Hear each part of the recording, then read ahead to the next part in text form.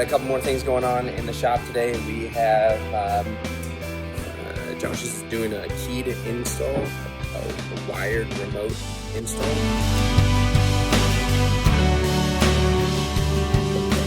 Hey Josh, what do we got going on today?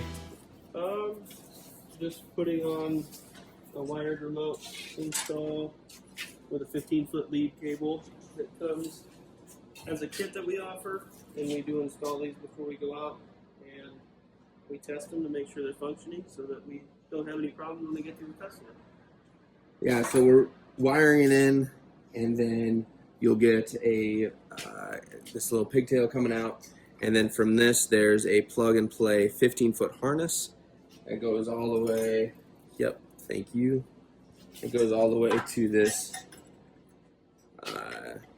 keyed housing block, if you will, so that way you can have your key switch 15 feet away. The original key switch on the front panel will still work, so you actually have two keyed positions that you can start the engine from, start the generator from.